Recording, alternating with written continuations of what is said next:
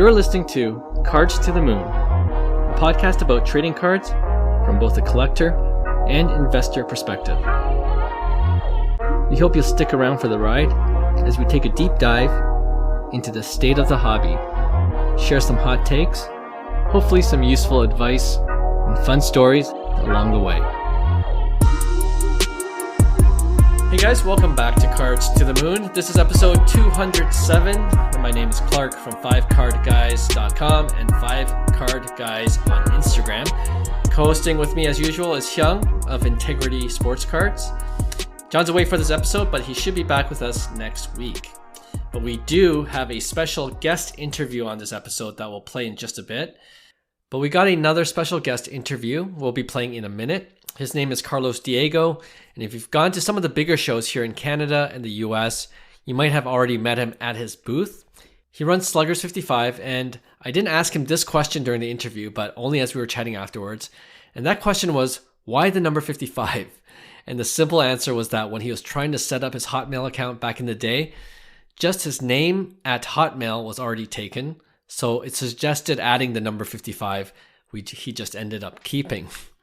Funny enough, he happens to be 55 years old this year, and he's been in the hobby for decades now, so he was able to share a lot of amazing insights into the hobby, especially what it's like at the different shows. And small spoiler alert, he'll be setting up a Fanatics Fest that was just recently announced, and we got into that discussion, what we can expect this summer. But off the top, I wanted to quickly get your thoughts, Hyung, on Collect Media, which they build themselves as, quote, the premier collectible media site by collectors for collectors, end quote. It's got significant financial backing with reports that they raised $4 million from an investment group, which includes owners of more than 20 professional teams. And one of the co-founders is Darren Ravel, who many in the hobby know as a former journalist of ESPN and Action Network. And he broke a couple of big hobby stories like the card porn scandal, which I haven't heard an update on. I wonder what's going on there. They just kind of hid that, kind of like that the Otani thing. Just disappeared. Maybe you know what? I'll pitch that. Like, whatever happened to card porn on their website? But they've also hired a few journalists to write for Collect.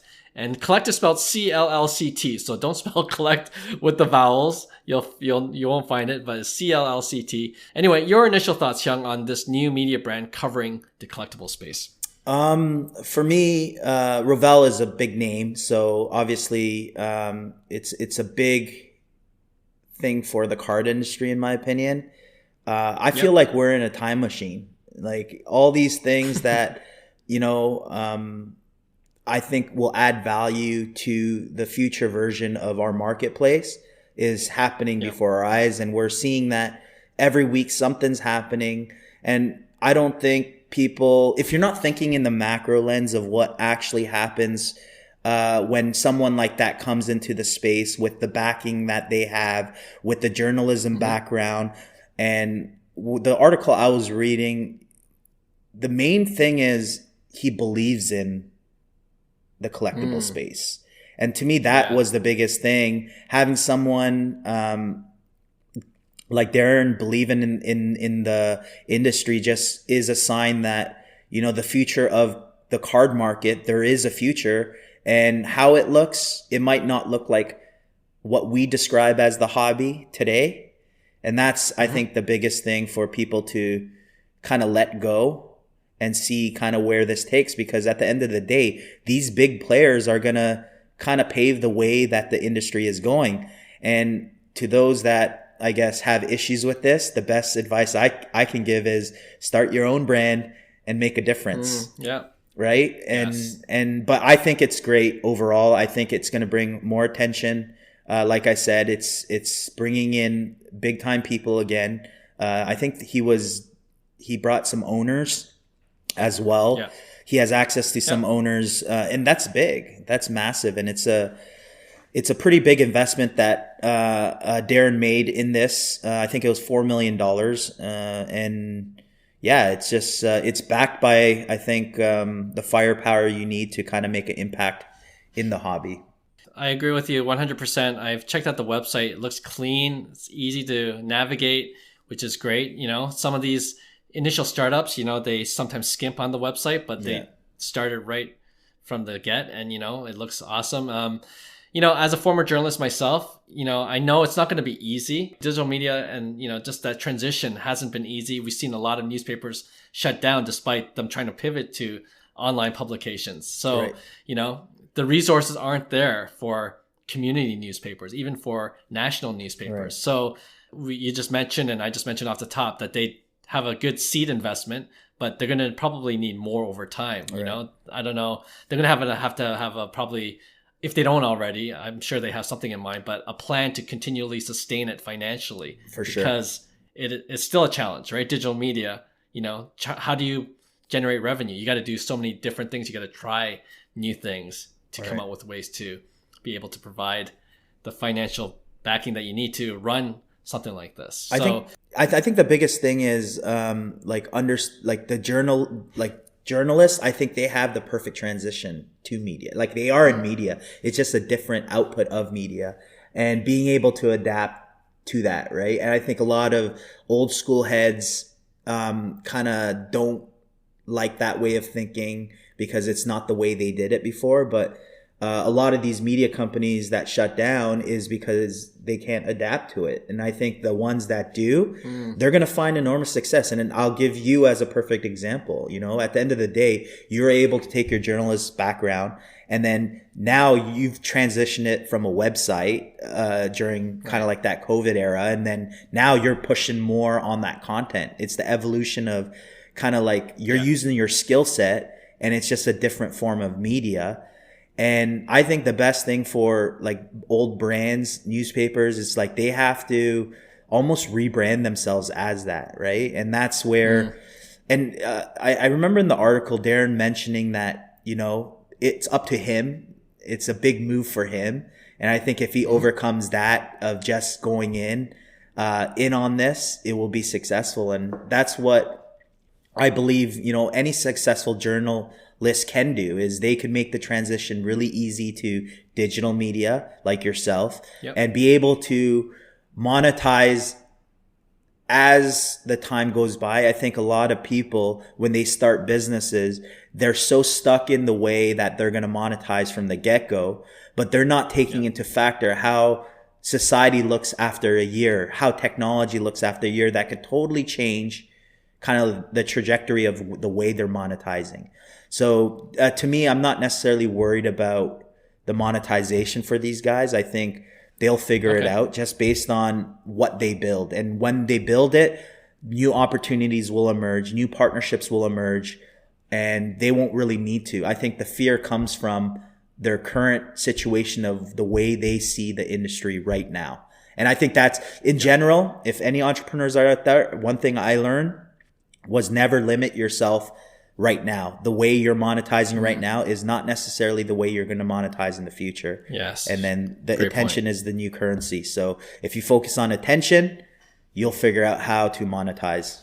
Yep. Yeah. And to go along with that, I agree with you. To go along with that, the attention it's all about how to connect with your audience. And that's always changing. People's taste change, the way people want their information change. And it's just to stay on top of that and give them what they want. That's why we do podcasts, and that's why we have websites. That's why we have social media. We're trying all these different things to see what works and what's the best way to engage, you know, the people that we want to reach. And, and that's kind of the fun. If you find that fun, then you're going to be in the game, because, you know, nothing's ever static in this field right now.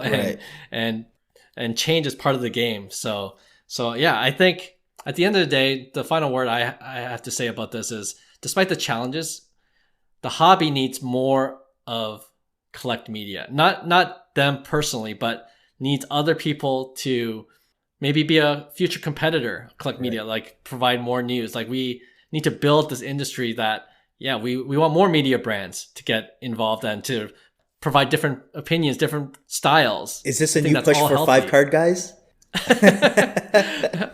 I think we could work with them, but you kind of alluded to it too. If you don't like it, then start your own. You know what I mean? And provide your own style. That's all good as well, right? it's not that I don't like it. I actually do like it, but maybe we have a different way of delivering the news or the information, and that's more natural to us. And guess what? There'll be an audience for that, I'm sure, too, right? You can't capture 100% of any audience. For sure. And there's I think we all believe the hobby is growing, so there's opportunity there too. Right.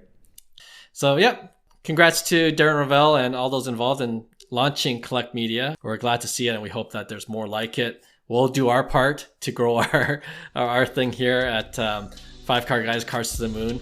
But Hey, it's Kaylee Cuoco for Priceline. Ready to go to your happy place for a happy price? Well, why didn't you say so? Just download the Priceline app right now and save up to 60% on hotels. So whether it's Cousin Kevin's Kazoo Concert in Kansas City, go Kevin, or Becky's Bachelorette Bash in Bermuda, you never have to miss a trip ever again. So download the Priceline app today. Your savings are waiting.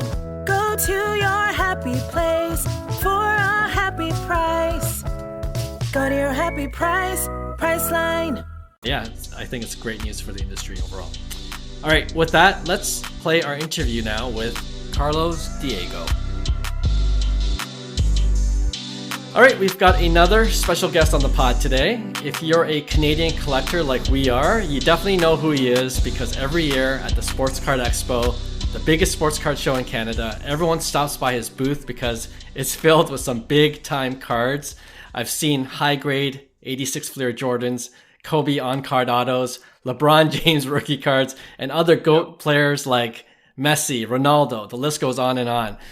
Now, he's also been posting more hobby content on his Instagram at Sluggers55, which has almost 11,000 followers now. So give him a follow there if you haven't already. And thank you. Yeah, what I like about your account is that you talk to store owners, other collectors, and not just here in Canada, but abroad as well at shows across the US. And last thing I'll say for now is that he's been in the hobby for quite a while, so I'm looking forward to a long time. a long time. So I'm really looking forward to getting your insights, your thoughts on where the hobby's been and where you think the hobby is heading. So without further ado, Karlos, welcome to the pod. Thank you very much. Much appreciated. I've been watching your content for a long time. I love the cards that go up. I follow a lot of different accounts, but your account, I always love the cards that you post on your account. It grabs my attention right away. I appreciate that. Yeah, let's start from the beginning of your hobby journey. As I mentioned, you've been in the hobby space for a while, not only as a collector, but running your sports card business as well. So can you tell us when you started collecting and all the way up to how you got more involved in the business side of things? So I started collecting. I am 55 right now. Okay. And I have been collecting for probably the better part of 40 years. So I started in 1977. Right around there, I collected Star Wars cards. Ooh. And then my first hockey cards were the Wayne Gretzky. So in 1979, the 79-80 O-Pee-Chee set. Wow. With regards to that iconic set with Gretzky. Of course. And then from there, I just started collecting in the 1980s. Hockey, Fleer basketball. I started collecting Jordan 86 Fleer from day one. Amazing. That's crazy. So, and I've been buying and trading and selling throughout the 90s. But I mean, and I've been doing Expo since 1991. Wow. So I think I was 22 when I started Expo. Yep. I'm now 55, so I've been doing Expo from jump, and I still enjoy it. Expo is still, for me, the most premier show there is. Yeah, for sure. As far as I can tell you, right? Yeah, absolutely agree.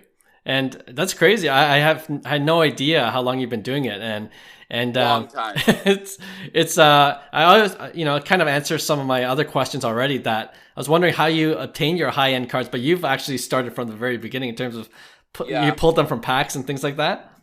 I've pulled a lot of different ones. I pulled Jordans from packs, from 86 Fleer packs. Amazing. I pulled, back when I was way young, I pulled, Wayne Gretzky from the packs when they were out in 79 wow. and 80, right? Yeah. I pulled other iconic rookie cards, but I bought and sold and traded over the past many, many years. Okay. And I do, I get a lot of my inventory from the American trade shows, to be honest with you. All the tough to find basketball and soccer, baseball, you can only find that in the US.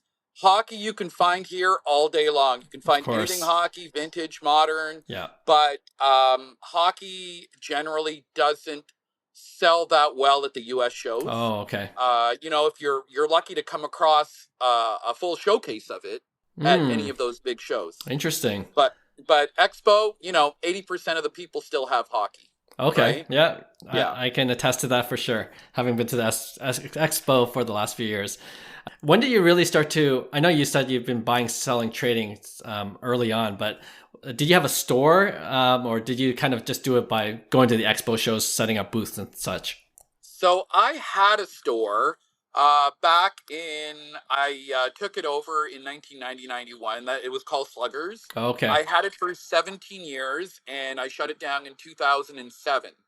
But from that point onwards, I just did trade shows, traveled, did local shows for the most part, and that's kind of how that built up. Okay. Right, in all honesty. Yeah. No. Awesome. Yeah, like I said in your intro, your booth it's a go-to destination for anyone that visits the Sports Card Expo. I try to have really nice stuff, and I want to let the people know who buy that higher end stuff. It's not easy to acquire. Number one, okay. Right. 2, it's very expensive to acquire. Yes. And 3, as much as I love to give a great deal, sometimes it's difficult because, there are no deals on Jordan and Brady and LeBron and Kobe and Messi and Ronaldo. There's just hardly any deals because 90% of the people are chasing those exact same guys. Yeah, true. So it's very difficult. And, people I think do understand that, but I try to work with them when they do come to my booth. Yeah. I really enjoy talking to people about sports. It's not just, here, we do a transaction and I never want to talk to you again. Right. It's essentially like, okay, fine, we do a transaction. I'm happy to talk to you about sports. I'm happy to talk to you about the hobby. I'm happy to talk to you about, a lot of people ask me about, what should they buy, investing, that kind of thing. Yeah. And actually, I have a number of Instagram lives coming up, sharing my tips and thoughts about buying and selling and investing. And that goes over 30 years. Yeah.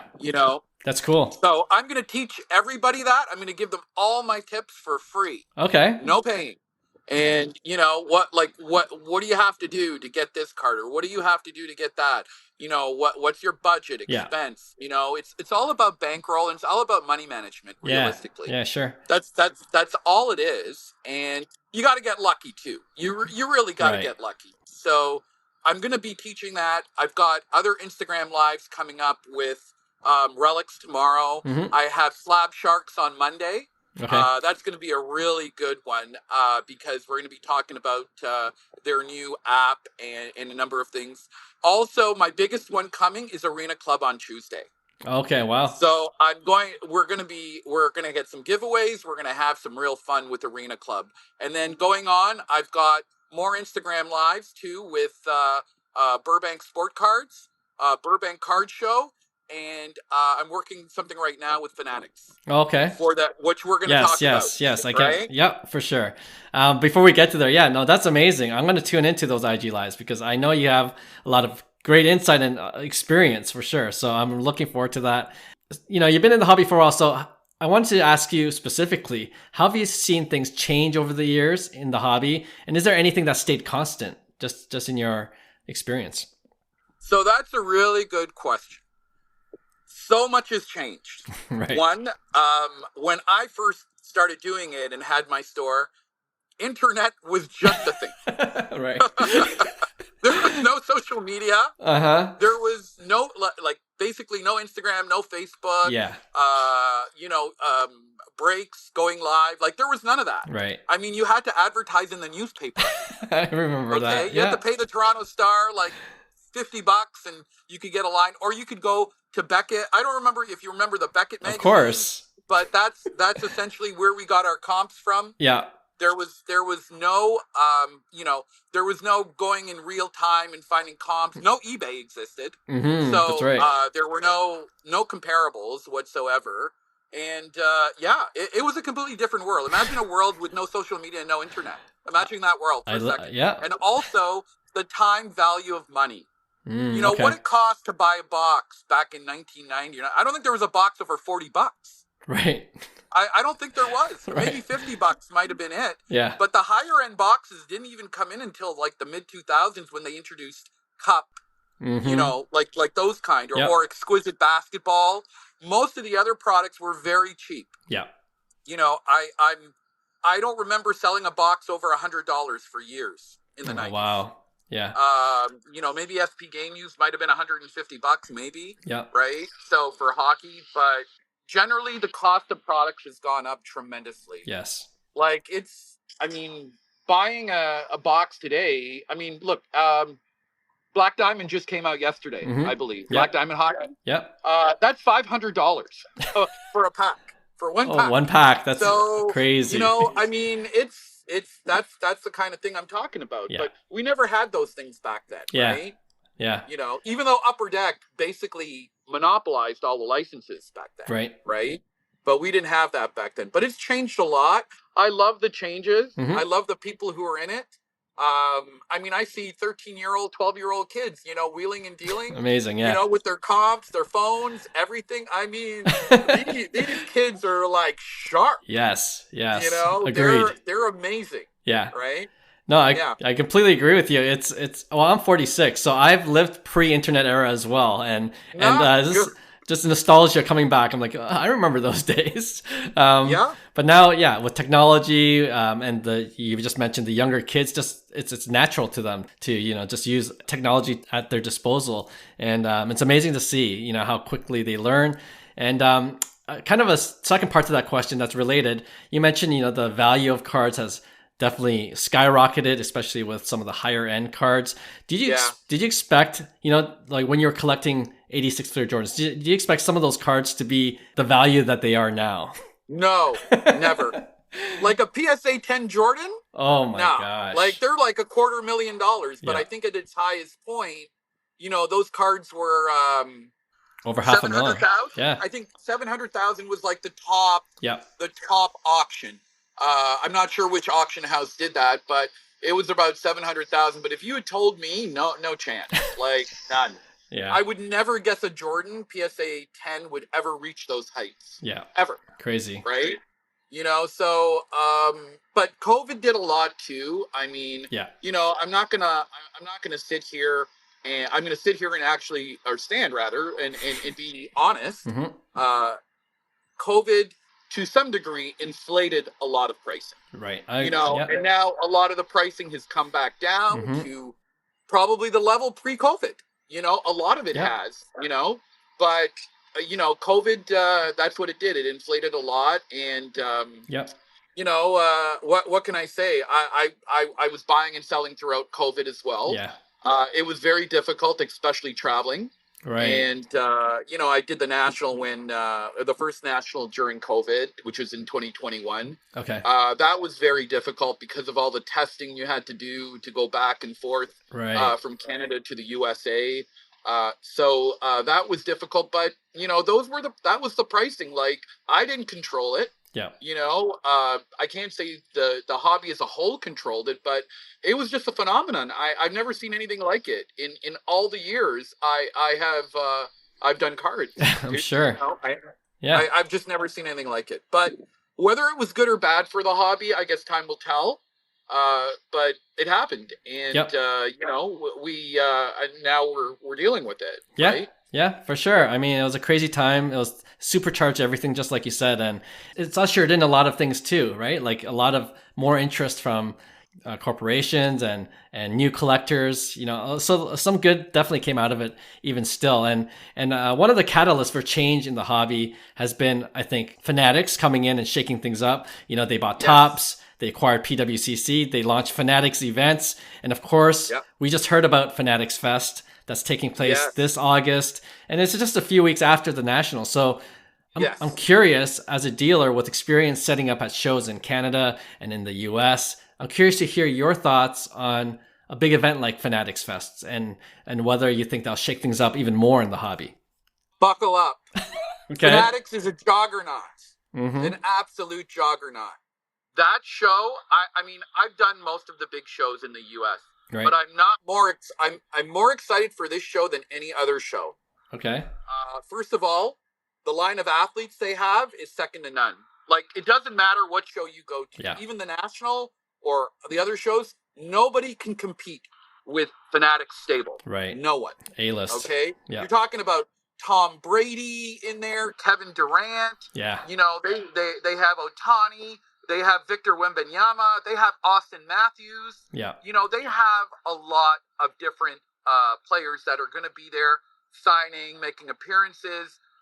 They're gonna advertise like no tomorrow. Right. Like, in terms of an advertising scale, nobody can compete with them. Agreed. They're going to be on ESPN.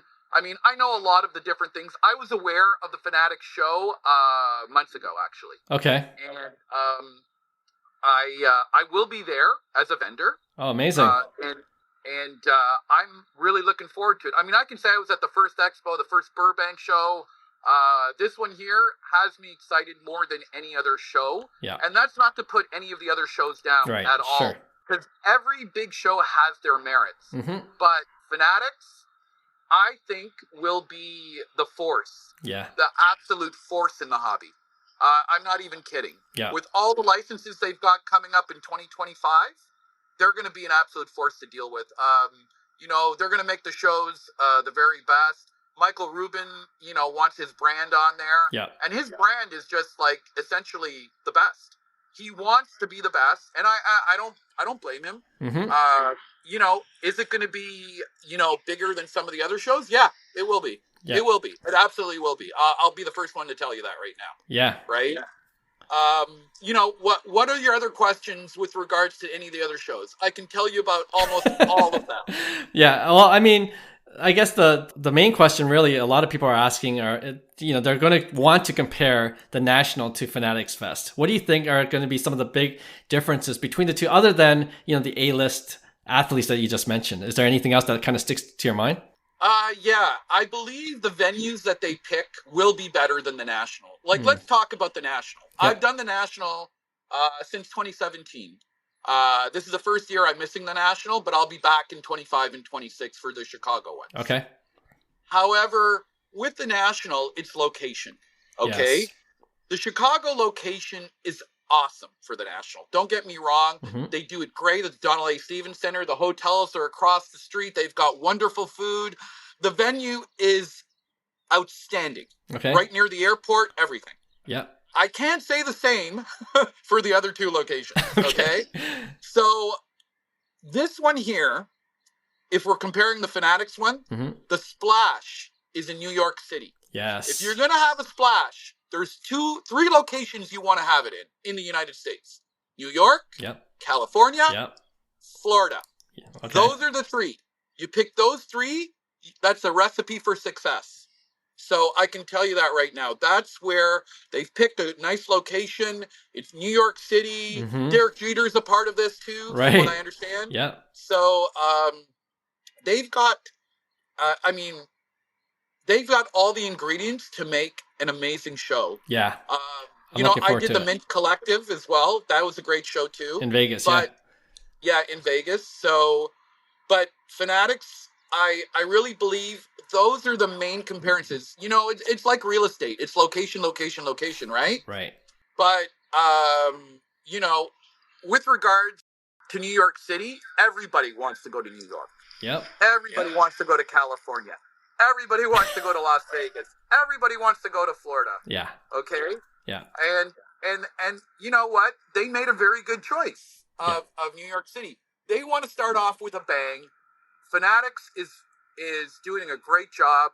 I know most of the main people there, and they're amazing people to work with. Yeah. They want to run a great show. Yeah. And I think it will be a great show. Yep. Right?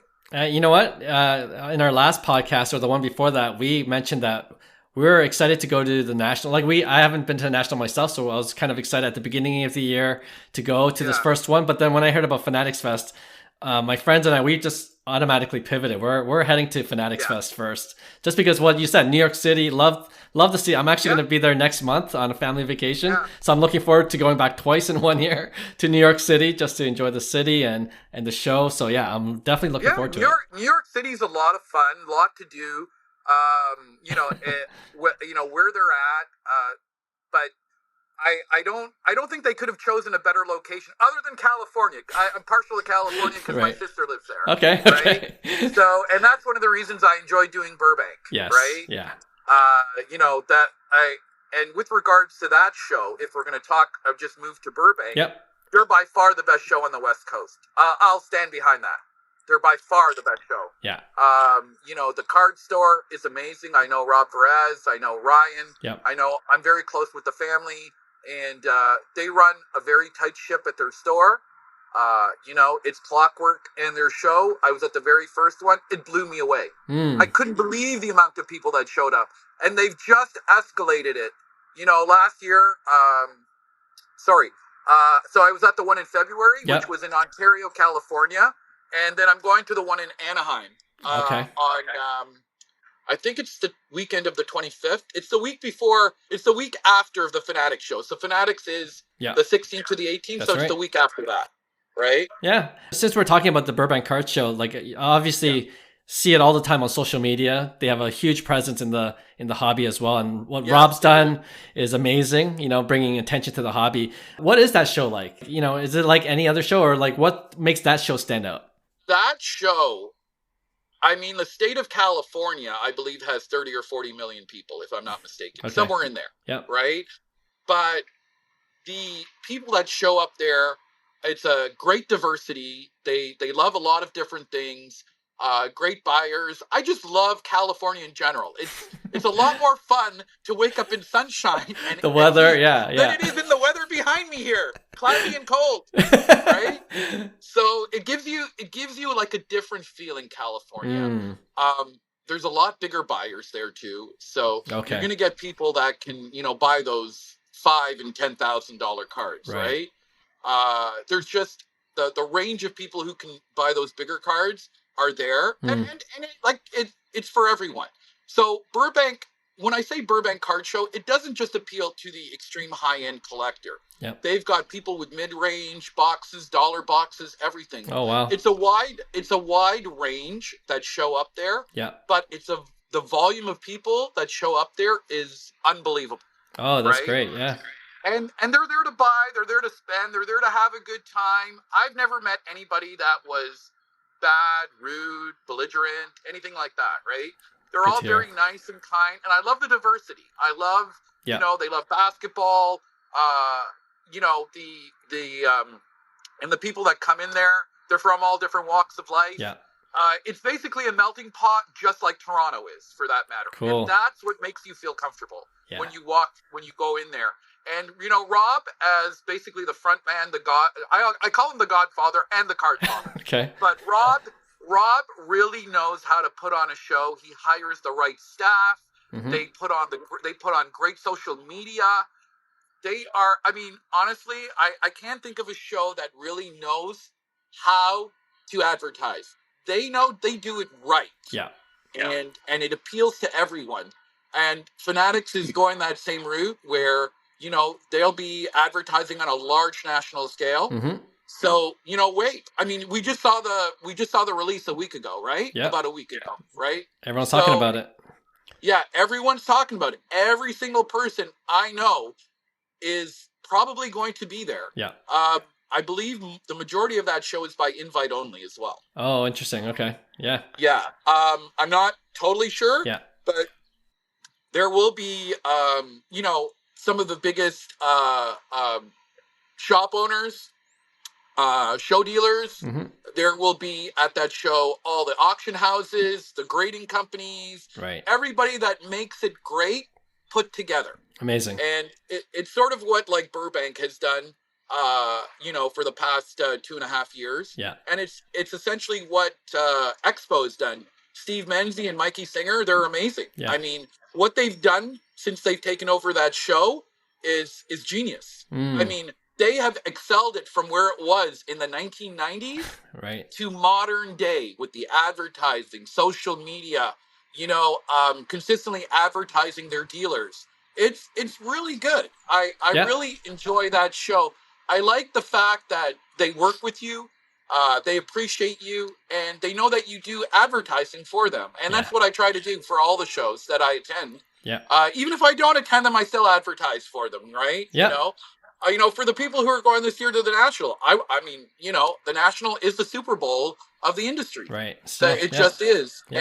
And, I recommend everybody to go to the National. Yeah. Right? If they can. But let me add a layer onto that. I recommend everybody to go to the Chicago National if they can. Right? The other locations, they're okay. It's okay, right. Yeah. Again, Chicago trumps all locations. Love Chicago, the city. I've been there a couple of times myself. So yeah, definitely National, Burbank show. Those are both on my hobby bucket list. So you psyched me up for both of those, and definitely we're going to Fanatics Fest this year. So that'll be a great experience. And you already mentioned the Sports Card Expo. Of course, we love it here in Toronto, in Canada. Yes. Speaking of shows and differences and similarities, are there major differences between the Sports Card Expo or just the show in Canada versus the shows in the US? Yes. So there's a large difference. First of all, the Sport Card Expo has changed, which is a good thing. Mm-hmm. I mean, it used to be almost 100% hockey content. Yeah. But now there's a bit of a change, and, it's not just a hockey card show or a hockey-oriented show. Now, there is still probably 50-60% of hockey, maybe a little bit more than that. Yeah. But now people are doing basketball, football. I primarily sell everything but not hockey. Right. At my booth, right? And it works out. It really, really does. Yeah. But they've made a lot of changes, and the key for Sport Card Expo to grow it is to get other people from other countries in. Yes. We want more Americans in there. We want more people from Europe in 100%. There. We want people from Asia, from all the areas, and if we compare it to the National, the National gets, they'll get people other than Americans in there. Get people from the UK, true. From Australia. That's true. They'll get people from Asia. You're talking Philippines, China, Japan, Korea, I've seen people from everywhere on earth come to the National. Right. That's what we want at the Sport Card Expo. I'm with you. Yeah. And that's, I think, what Sport Card Expo is working towards, where we want to get more than just Canadians there. Like when I go and I advertise, even I'm doing one with Fanatics, sorry, not Fanatics, Arena Club on Monday. Yeah. I'm here to promote, to make sure that product gets to Canada. I'm always promoting Canada. Yes. But the National and Sport Card Expo, probably used to be like this. Yeah. But I promise you, Sport Card Expo is closing the gap. Nice. They're doing great things, and I'm always going to be partial to Sport Card Expo because it's in my backyard. I've been doing it for 33 years. Yeah. So I'm always going to give them a shout out. I'm always going to, put them at, try to put them at number one. Yep. But that's really the sole difference. I mean, we want to get other people in there other than Canadians. Yes. Canadians are great. They support, don't get me wrong, but we want the Americans. We want the people from all over the world to come to Sport Card Expo and show how great it is. Yep. Because it's a great show. The problem is, and here's the problem, okay? A large majority of the people from where I just mentioned do not collect hockey, and they have no interest in hockey. Right. Right? Yeah. So that's where it's been. Where, you have the people from Asia, for example, or all the countries I just mentioned. Yeah. They're not coming to Sport Card Expo unless you got basketball. Yes. And why do you think they come to the National? Because they want the Kobe's, the Jordans, the LeBrons, right. The Steph Currys, all of that, right? Yeah, yeah. UK, they want soccer. Yep. A lot of those guys, I know them all. I know a lot of the bigger breakers over there. And if they knew soccer was, at a big point, they would come. Yeah. So it's really about the content. Yes. And I really believe that. Honestly, I really do. Yeah, no, well said. That's a very interesting dilemma. I didn't really think about it until you kind of mentioned it now, but it's totally, I feel like that's totally true. So, we want Sports Card Expo to be a destination, but yeah, it's good. There's going to be some challenges to get there, but hopefully the organizers are listening and they can figure something out. Yeah. You know, I mean, I've talked to Steve and Mikey about that, and there's only so much they can do. Sure. But this time around, they've got some American influencers there. Got different people that they're bringing there, and in all honesty, they're doing a great job. Yep. You know, and I'm always, like I said, for me, I'll promote them to infinity, right? Yep. And but I want all the people. I want to see what I see at the National to be at Sport Card Expo. Yes. That's what I want to see. Yeah. And I think that's doable. I think that's possible. I really feel like that can be done, and they are working towards it. I mean, you know, they work the show. It's a hard show to work. Yeah. You know, it's 4 days long, and it's very tiresome. Nothing's as tiresome as the National, though. National is, you really got to eat your Wheaties and work out way before you go do the National. I'll tell you that right now. Good tip. Okay. But, you know, as of right now, National is always going to be the Super Bowl, right? Right now, yeah. Yeah. You know, right now. Okay. Now, does that change with Fanatics coming in the game? Time will tell. It'll be interesting. Right? Time will tell. I don't know. But, you know, I mean, everybody's going to go to the National every year for the most part, depending on where it is. Yeah. And they usually have a really great lineup. So I can't say enough about the National. I mean, a lot has even changed from 2017. Give you an idea, I could have bought Jordan PSA 10 rookies at the 2017 Nationals for $20,000. Wow. Oh man. Okay. Could have bought them for $20,000. Yikes. Yeah. And held for 3 years and watch it go to 700,000. That's so amazing. I remember all like the pricing, even at the 2017 National, which was in Chicago, by the way. Right. I was going to the National for years before I set up. Yeah. But, you know, I've seen a lot of different price changes, you know, things of that nature. And the hobby's gotten better. The hobby's gotten stronger. I really feel that way. Yeah, I agree. You know, I see the stores, they're implementing different technology. They're doing breaks. Yeah. They're being more, you know, customer oriented, which they should be. Yeah. Which they can. A long time coming. Yeah, for sure. Yeah. You know, people want a good experience when they're walking into 100%. a store or a show, right? Yeah. They just want a really good experience, and you want to try to give them that experience. Agreed. Too, right? Agreed. Yeah. And I think at the end of the day, those stores that provide the best experience, they're going to win out because that's, they are. I totally agree with you there. And you know, just to bring it back finally to the Sports Card Expo, to bring it home, you know, Toronto is a great city. Most of our podcast listeners and most of the people that follow us on Five Card Guys are 90% Americans still. The hobby is definitely the Mecca. It is in the U.S. still. And we want them to come across north of the border. We want all Americans to come. Yes. We want all people from Asia to come. UK, everyone. We want you all to be there.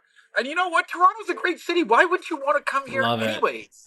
Right? Yeah. Like, you know, I mean, compared to even a New York or even Los Angeles, like, it's a great, like, how could you not come here? Yeah, it's You've different. got great hotels. You've got great food. There's food from everywhere on the planet here. The world's here, I'm a big foodie. So, you know, I love when I go to a locale. Yeah. Whether it's National, whether it's Burbank, you know, what food places are around? Me like, too. Where can I go and get, you know, dim sum or where can I get, you know, I don't know, burgers, whatever it is. Deep dish right? pizza in Chicago. Yeah. Exactly.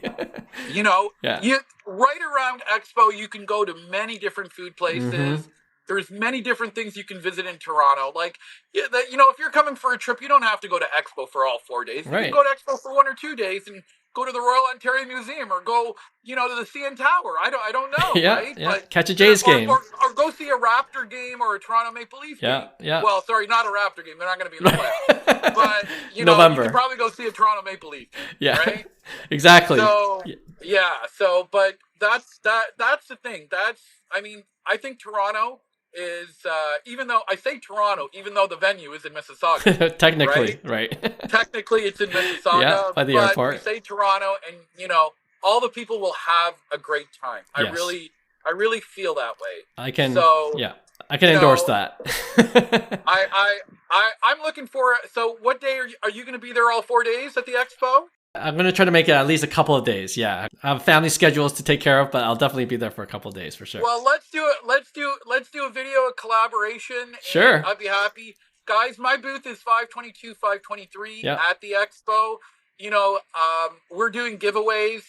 The biggest giveaway, which I don't have in my hand, we're giving away a box of Series 2 Upper Deck Hobby. We'll be drawing for that on Thursday, the 25th at 12 p.m. All you have to do is follow my Instagram account, which is Sluggers55, and follow at Sport Card Expo. It's a joint venture between me and Sport Card Expo. Awesome. So if you follow both of our accounts, you'll have a shot at the box, and you would have to also, you have to tag one person, share, and like. And that's what you have to Simple. do there. Yeah. And also, there will be some more giveaways. You will find out on Tuesday, and we're going to be giving those away at the Sport Card Expo. Amazing. So awesome news. You'll have that. We're going to be introducing some other products and whatnot. So it'll be good. I enjoy giveaways. I do it. It's for my own money too. So I do That's it. great. I give away. It's good. You know, I like to give back to the hobby. And the Series 2 box is one of the hottest boxes going. Yes, sir. Yep. Connor Bedard. Yeah. I love what you're doing for the hobby, Karlos. I appreciate your insight, perspective, especially with all the show talk. Like, I love talking about shows because I've only gone to the Sports Card Expo just locally here, so I'm looking forward to venturing out. So I appreciate your input there, and it's been very valuable to me. And you know, just to finish off this interview, I think it's a great time now just to transition to a couple of rapid fire questions, if you don't mind. Sure. Okay, awesome. So I always like to ask this one first. What's your favorite PC card at the moment? My Star Jordan 101.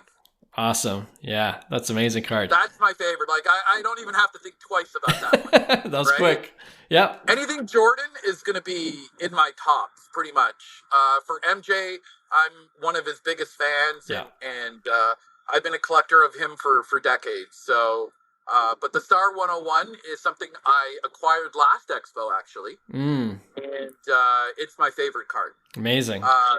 It used to be the 86-7 Fleer. Don't get me wrong. I still love iconic, that card. yeah. But that card's number 2, but the Star 101's way rarer, right? Yes, agreed, and that's definitely true. Well, the second question is related to that. I know this is a hot debate still, because every time I posted the 86 Fleer on my site or the 84, there's always comments on like, what's the true rookie card? What would you say is the true rookie card for MJ?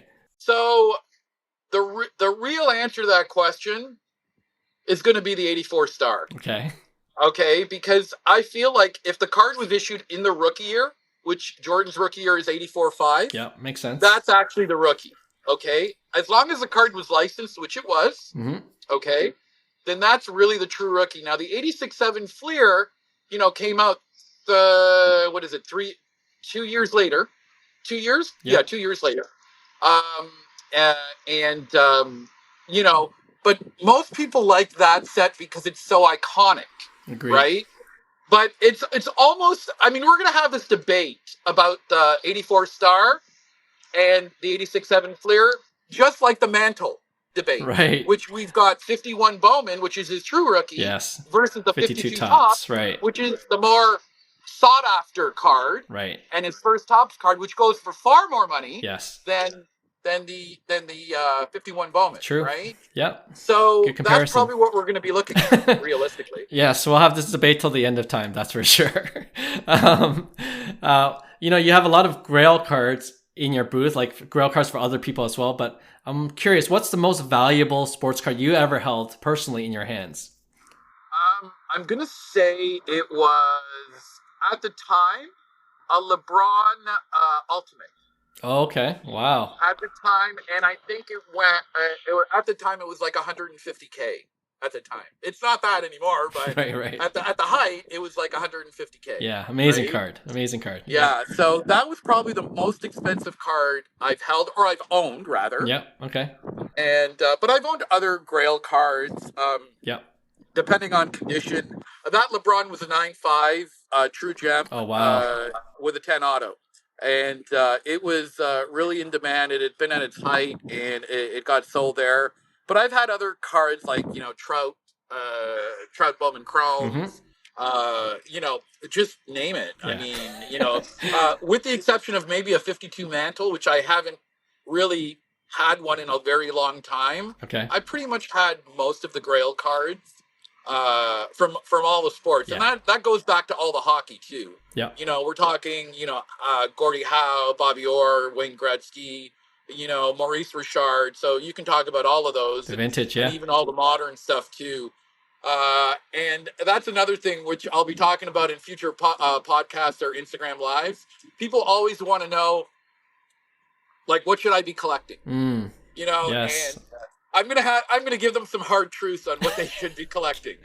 You know, because a lot of it, which people don't sometimes, they love collecting, and I get it, but sometimes, you know, for certain cards, you should wait until you buy them. Right. You know, not buy them right away. Save some money. You know, that's a big collecting tip I give people all the time. You know, be patient. Wait. You don't have to get it on day one. Right. Yeah. You know? Good advice. I mean, you know, you can wait until the summertime, get the card. You'll probably get it for 30% less. Like, you know, and that's a tip I give everyone. Just don't grab it. Yeah. You know, with all the hype. And we know the Connor Bedard has hype with Victor Wembanyama. Right. You know, he has hype, which he should. But, you know, can you pick up these cards in the off season? Yes. Yeah. For a little bit cheaper? Yeah, you can. Absolutely. Yep. I've never seen anybody, no matter who came out, that you couldn't pick the card up cheaper, like, you know, in the off season. Yeah. Right. Yeah. That's another great advice. Don't FOMO in. You know, that's no, don't FOMO in. Yeah. A couple more questions. You know, you met a lot of people at shows, and you know, for your social media content, who's one of the more interesting people that you've met in the hobby, or you know, some other person's collection that just stood out to you? The National last year, I met Gary V. Oh, nice. I'm a big fan too. Yeah, I have a video posted on my Instagram. He bought Ronaldo Beckett 8.5 Megatrax for me. Awesome. And he came to the booth, and we did a whole film, and we were at the National at the booth. And then we went to his booth, and we did a video with myself and my sister. Yeah. So that was basically it, right? Yeah. Amazing. You know? Yeah. I have his Allen and Ginter autograph card. He had one in that set that 1 year. So yeah, big fan of Gary V. So that's pretty cool. And lastly, you know, for all our podcast guests, we like to end with like a more Canadian centric question. So it's more fun with the Americans, but you know, you and I are both Canadians. So one thing we didn't really talk about, funny enough, is our hockey cards, because I don't really collect hockey cards either, being a Canadian. I'm more of a baseball card collector, and now I've become more of a basketball collector as well. But I feel like this might be appropriate. Do you have a favorite hockey card that you currently own, or a favorite Canadian hockey player that you like to collect? Probably a Wayne Gretzky rookie, PSA 8. Oh wow, okay. Yeah. The OPG. That would be probably my favorite. If I had to really pick one card, I mean, I have most of them, or I've had most of them, but I would say that would probably be my favorite that I own currently. Yeah. Right? Yeah. Iconic card. Definitely great to end off in that note, you know. And Karlos, again, appreciate your time, your insight. And it's just been a really fun conversation. And I hope to connect in person at the Expo and then at Fanatics Fest. Please connect with me personally at the Expo. Would love to do a video. Would love to do anything. Love your guys' account. I mean, I watch it all the time. Thank the cards that go up. They're always like, my eyeballs pop out all the time when I see the cards.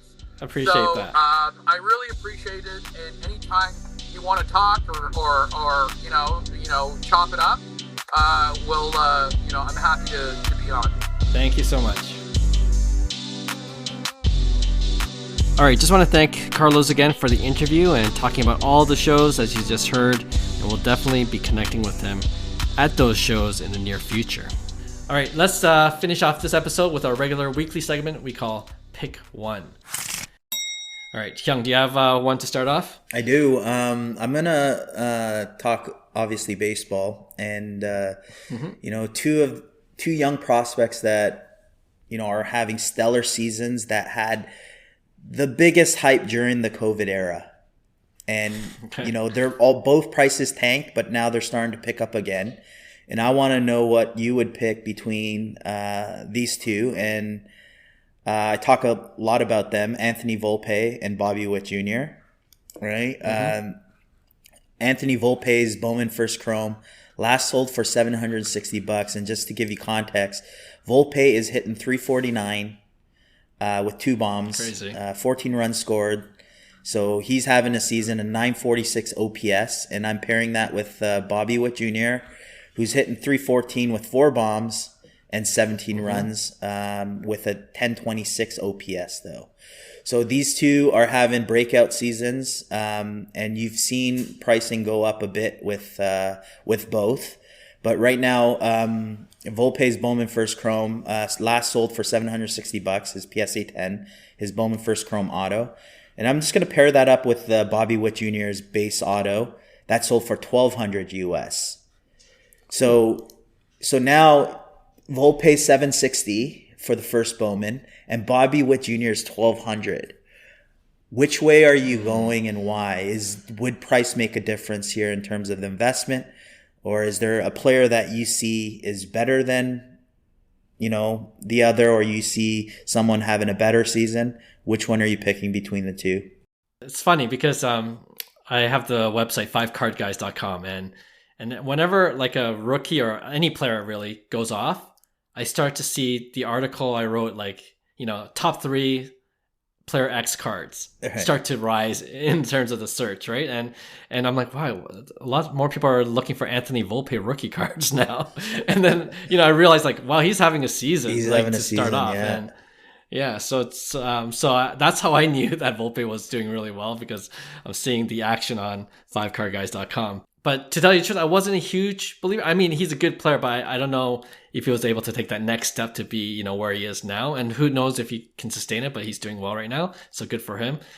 At the beginning of this season, I'm on the record. I think when Chris Begg and Jason Willow, that episode, I'm like, Bobby Witt's going to be the guy. So I just sensed something. Like, he's going to have a monster season. I'm glad that that's panning out. Casey Royals, I know it's early in the season, but I'm sure part of his success is propping up the team success as well. So they're doing well. The hard part for me is the price differential. $500, that's a lot for, both players.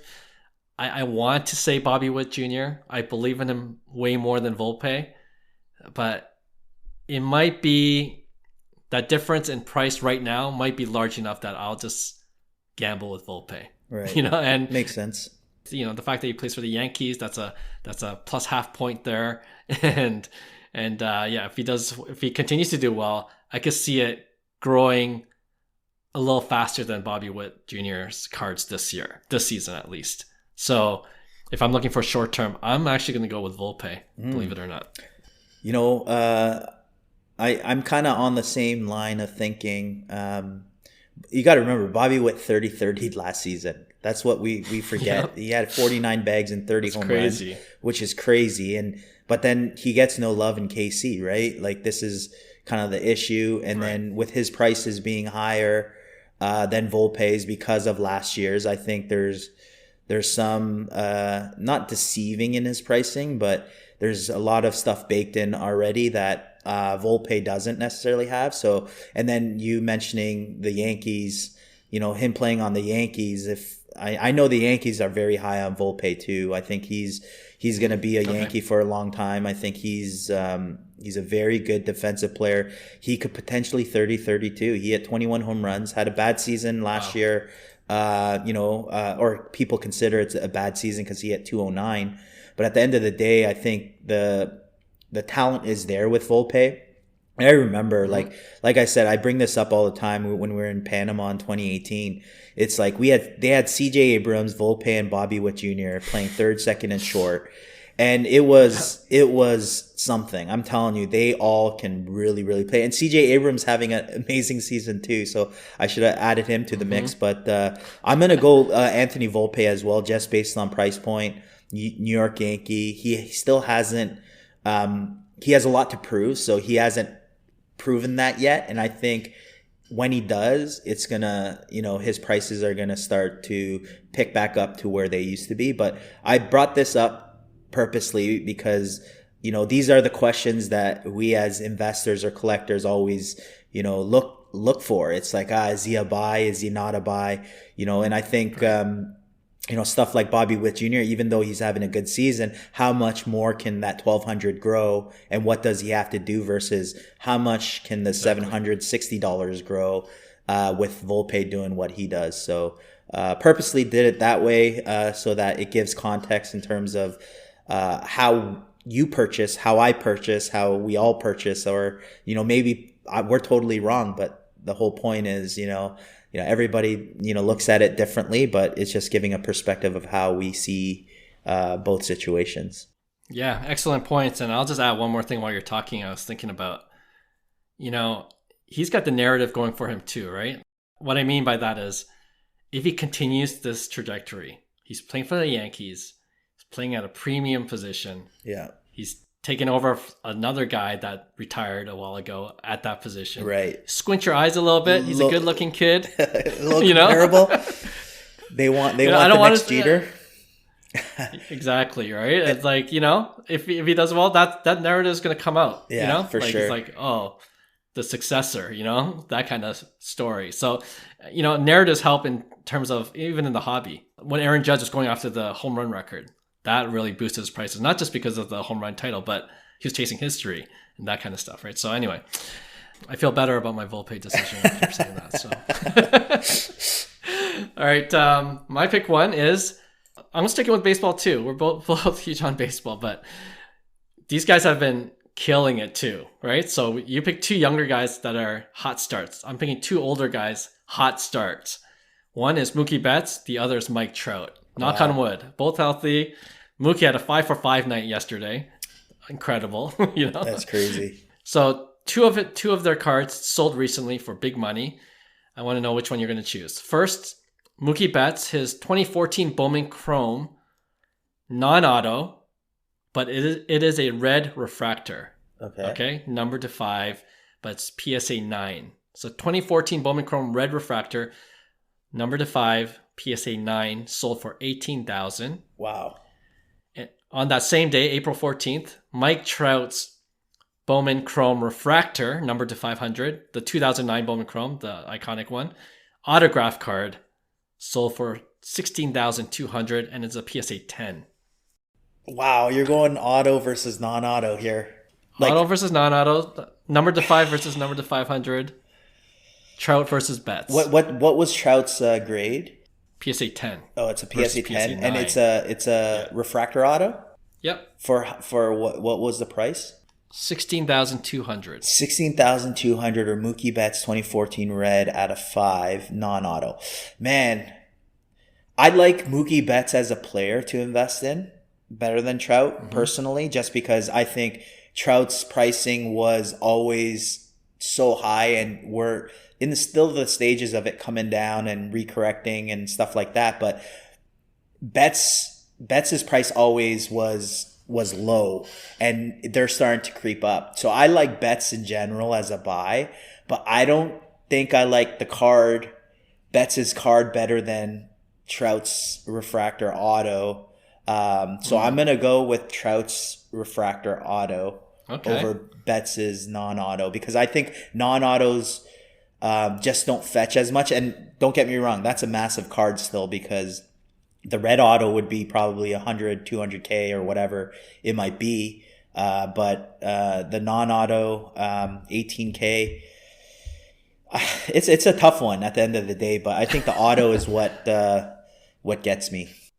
Okay. It's an easy one for me. It's going to be the Mike Trout auto, but I thought I could get you with the Mookie Betts. You almost did. You're guessing.